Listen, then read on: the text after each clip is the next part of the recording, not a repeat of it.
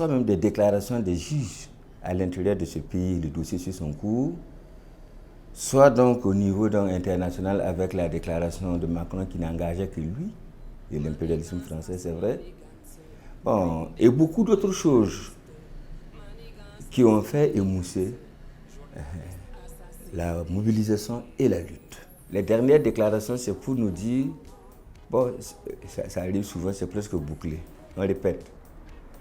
Et cela participe effectivement à la démobilisation. C'est l'effet recherché et même obtenu, je dois le dire. À l'époque, d'autres étaient venus me poser la question. J'ai dit, mais n'oubliez pas la phrase célèbre de Charles de Gaulle. La France n'a pas d'amis. La France a ses intérêts. Si l'intérêt de la France ne se trouve pas dans le retour de François Compaoré ici, mais nous devons redoubler d'énergie. Nous devons nous mobiliser davantage. Nous devons élever encore la lutte pour faire pression. Au niveau de nos autorités ici, rien ne nous dit qu'ils sont favorables au retour de François Compaoré.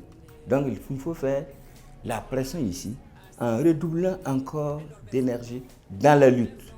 Au niveau des militants, des combattants, du collectif et du peuple de ce pays, au niveau de tout le monde, tous ceux qui tiennent absolument à ce que justice soit faite. Sur tous les dossiers de crimes de sang et de crimes économiques, mais en particulier sur le dossier Norbert-Zongo, doivent se mettre à l'esprit qu'il faut redoubler d'énergie. Il ne faut pas du tout croire et puis baisser les bras. Car je dois dire actuellement, c'est ce que l'on constate. La lutte doit se poursuivre, doit s'intensifier.